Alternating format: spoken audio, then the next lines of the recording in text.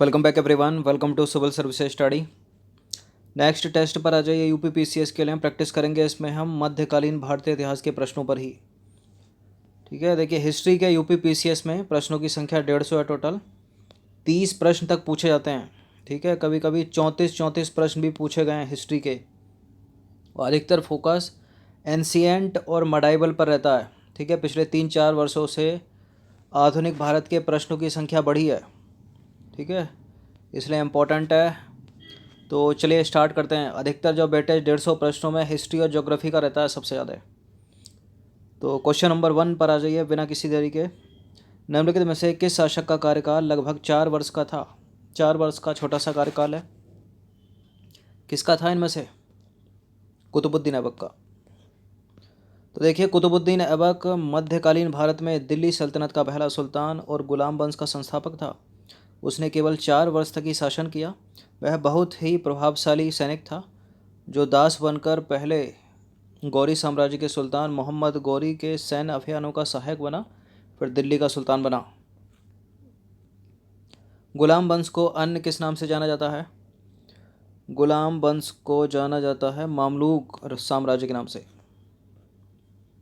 देखिए, 1206 में मोहम्मद गौरी की मृत्यु के पश्चात उसके संतानहीन होने के कारण उसके साम्राज्य को उसके 3 गुलामों ने आपस में बांट लिया, ठीक है। वो 3 गुलाम कौन से थे? यलदौज, कुतुबुद्दीन ऐबक और कुम्बाचा। यलदौज को गजनी का राज्य क्षेत्र मिला, कुम्बाचा को सिंध मुल्तान मिला, कुतुबुद्दीन ऐबक को भारतीय राज्य क्षेत्र का अधिकार मिला। देखिए, गौरी के विश्वस्त गुलाम कुतुबुद्दीन ऐबक ने तराइन के युद्ध के पश्चात भारत में जो है राज्य विस्तार में महत्वपूर्ण भूमिका निभाई। और कुतुबुद्दीन ऐबक ने जिस वंश की नींव रखी उसे मामलूक, इलबरी या गुलाम वंश कहते हैं, ठीक है। इसके बाद जो भी आएगा, इल्तुतमिश आए, रजिया सुल्तान आए, बलबन आए, ठीक है, मामलूक वंश का कहलाएगा या गुलाम वंश का कहलाएगा या इलवरी वंश का कहलाएगा। क्वेश्चन नंबर 3 पर आ जाइए। रजिया सुल्तान का कार्यकाल कितने वर्ष का था? रजिया सुल्तान का कार्यकाल भी उतना ही वर्ष का था जितना था कुतुबुद्दीन ऐबक का कार्यकाल, 4 वर्ष लगभग। देखिए, रजिया ने 1236 से 1240 तक लगभग 4 वर्षों तक दिल्ली सल्तनत पर शासन किया। इल्तुतमिश की पुत्री थी वो। रजिया सुल्तान मुस्लिम एवं तुर्की इतिहास की पहली महिला शासिका थी। किस तुर्क शासक ने शुद्ध अरबी के सिक्के चलाए? ये प्रश्न बड़ा देखा होगा आपने, इम्पोर्टेंट है। किसने चलाए थे शुद्ध अरबी के सिक्के? इल्तुतमिश ने चलाए थे। देखिए, इल्तुतमिश पहला शासक था, पहला तुर्क शासक था जिसने शुद्ध अरबी के सिक्के चलाए। इल्तुतमिश ने चांदी के टका और तांबे का जीतल का प्रचलन किया और दिल्ली टकसाल की स्थापना भी कराई। क्वेश्चन नंबर 5 पर आ जाइए। कुतुबुद्दीन ऐबक की 1210 में मृत्यु के उपरांत कौन उसका तात्कालिक उत्तराधिकारी बना? पढ़ते पढ़ते इल्तुतमिश लगा कर मत चले जाइएगा, ठीक है। थोड़ा रुकिए, यहाँ तो हाईलाइट कर दिया, एग्जाम में हाईलाइट नहीं मिलेगा। तात्कालिक उत्तराधिकारी, ठीक है, कौन था? आराम शाह था। देखिए, आराम शाह दिल्ली सल्तनत में गुलाम वंश का शासक था और कुतुबुद्दीन ऐबक के बाद सत्तासीन हुआ था वो, ठीक है। कुतुबुद्दीन की मृत्यु के बाद लाहौर के अमीरों ने जल्दबाजी में उसे दिल्ली का शासक बना दिया, पर अयोग्य निकला वो, ठीक है। इसके बाद इल्तुतमिश शासक बना। निम्नलिखित में से कौन सा सही सम्मिलित नहीं है? कुतुबुद्दीन ऐबक के सामने कुतुबी वंश, इल्तुतमिश के सामने शमसी वंश, गयासुद्दीन तुगलक के सामने तुगलक वंश, रजिया सुल्तान के सामने बलबन वंश। बलबन कौन सा वंश है? रजिया सुल्तान तो गुलाम वंश की कहलाएगी या मामलूक वंश की कहलाएगी या इलवरी वंश की कहलाएगी। देखिए, रजिया सुल्तान का जन्म हुआ था 1205 में बूदौन, भारत में, ठीक है। पिता शमसुद्दीन इल्तुतमिश के घर में हुआ था। जन्म के बाद रजिया, जन्म के बाद जो है उसका नाम रजिया अल दिन रखा गया। और रजिया सुल्तान का संबंध है मामलूक वंश से या इलवरी वंश से या गुलाम वंश से, बलबन वंश से नहीं। क्वेश्चन नंबर 7 पर आ जाइए। अलाउद्दीन खिलजी का पहला सैन्य अभियान किस राज्य के विरुद्ध था? किस राज्य के विरुद्ध था? गुजरात के विरुद्ध था। अलाउद्दीन खिलजी का पहला सैन्य अभियान 1298 में गुजरात के विरुद्ध था। इस अभियान का नेतृत्व उलूग खां एवं नुसरत खां ने किया था। देखिए गुजरात में बघेल राजपूत कर्णदेव तृतीय पराजित हुआ उसके द्वारा, और गुजरात मार्ग में जैसलमेर को विजित किया गया। गुजरात अभियान से ही मलिक काफूर को कैम्बे नगर से पकड़कर लाया गया और इसे 1000 दिनार में खरीदा था अलाउद्दीन ने। किसे? मलिक काफूर को। इसी कारण इसे 1000 दिनारी भी कहा जाता है मलिक काफूर को। ये ऐसे ऐसे स्टेटमेंट लिखे हुए हैं एनसीईआरटी में, उसी से उठा के प्रश्न बना लेते हैं एग्जामिनर। तराइन की 2 लड़ाइयाँ हुई थी 1191 में 1192 में। 1191 में गौरी जीता, 1191 में चौहान जीता, ठीक है, गौरी को पराजित कर दिया। 1192 में गौरी जीत गया और पृथ्वीराज चौहान हार गए, न केवल हार गए बल्कि वीरगति को प्राप्त हो गए। एक तीसरी लड़ाई भी हुई थी तराइन की, किस किस के बीच हुई थी ये? लगभग 1200 में हुई थी। ये हुई थी इल्तुतमिश और याजुद्दीन यलदौज के बीच। देखिए तराइन का तीसरा युद्ध 1216 में हरियाणा में हुआ था, इल्तुतमिश और याजुद्दीन यलदौज के बीच, जिसमें इल्तुतमिश की जीत हुई और याजुद्दीन यलदौज हार गया।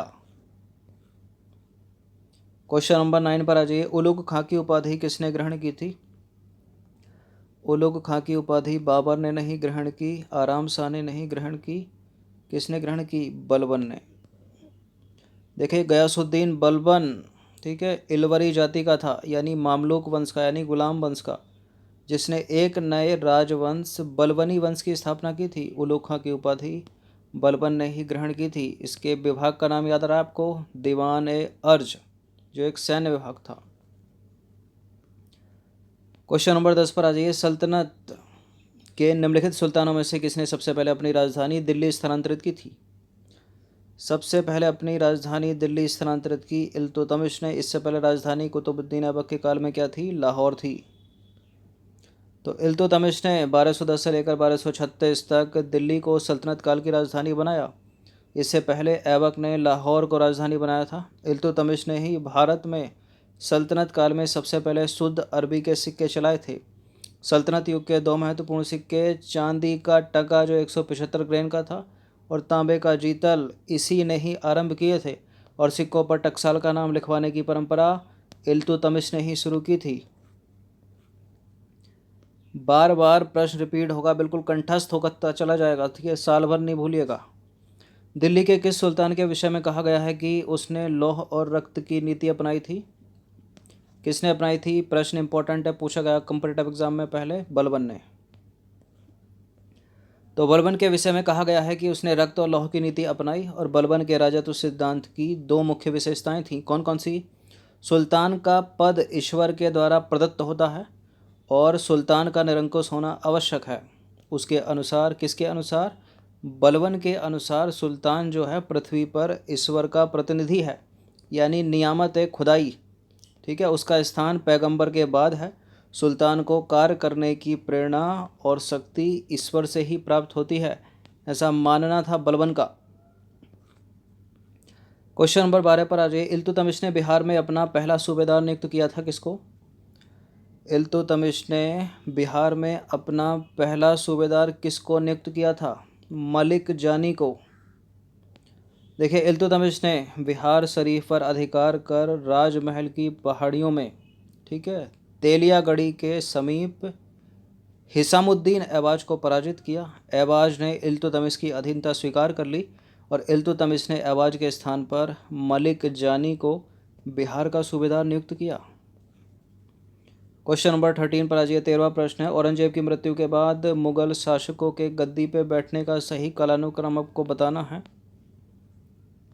औरंगजेब की मृत्यु हो गई है, अब मुगल शासक की गद्दी पर कौन बैठेगा? बहादुर शाह प्रथम बैठेंगे, उसके बाद जहांदार शाह, उसके बाद फर्रुखसियर, उसके बाद शाह आलम द्वितीय। डी हो जाएगा इसका आंसर। तो औरंगजेब की मृत्यु के बाद उसके तीनों बेटों के बीच गद्दी के लिए संघर्ष छिड़ गया, जिसमें बहादुर शाह प्रथम विजयी रहा। बहादुर शाह की मृत्यु के बाद उसके बेटे जहांदार शाह ने तत्कालीन शक्तिशाली जुल्फिकार खां की सहायता से गद्दी प्राप्त की, जो नितांत अयोग्य शासक था, ठीक है। इसके बाद जो है जहांदार शाह को परास्त करके उसका भतीजा फर्रुखसियार 1713 में दिल्ली की गद्दी पर बैठा, और सैयद बंधुओं ने फर्रुखसियार की सत्ता पाने में सहायता की थी और बाद में उन्होंने ही उसकी हत्या कर दी, किसकी, फर्रुखसियार की, और मोहम्मद शाह को गद्दी पर बैठा दिया, मोहम्मद शाह रंगीला को गद्दी पर बैठा दिया। नंबर 14 पर आ जाइए, निम्नलिखित में से कौन मुगल साम्राज्य का अंतिम बादशाह था? मुगल साम्राज्य का अंतिम बादशाह था बहादुर शाह जफर, ठीक है, और इसमें है ही नहीं वो, या बहादुर शाह द्वितीय था, तो डी हो जाएगा इसका आंसर, इनमें से कोई नहीं। तो अंतिम मुगल सम्राट जो है बहादुर शाह जफर था, ठीक है, यानी बहादुर शाह द्वितीय, जिसके पिता का नाम था अकबर शाह द्वितीय। क्वेश्चन नंबर 15 पर आ जाइए, जहांदार शाह के समय इजारेदार निम्नलिखित में से किससे संबंधित है? कौन है जहांदार शाह के समय इजारेदार, लगान वसूलने वाला ठेकेदार? ठीक है, ऑप्शन नंबर डी। तो इजारेदारी व्यवस्था के द्वारा प्राप्त इजारेदार पद प्राप्त व्यक्ति को शासक द्वारा लगान वसूलने का समझौता किया जाता था, ठीक है। इसमें निर्धारित दर पर भू राजस्व वसूल करने के बदले शासक इजारेदारों और बिचौलियों के साथ यह करार करते थे कि वे शासक को एक निश्चित लगान देंगे, ठीक है। एक धनराशि तय कर ली जाती थी कि आप जनता से इतना कितना भी ले लो, लेकिन हमको इतना मिलना चाहिए, किंतु वो किसानों से जितना लगान वसूल कर सकें उतना करने के लिए उनको स्वतंत्र छोड़ दिया जाता था। विशेष मुगलों द्वारा इस इजारेदारी व्यवस्था को नापसंद किया गया, फिर भी जहांदार शाह के काल में इसे बढ़ावा दिया गया, ठीक है।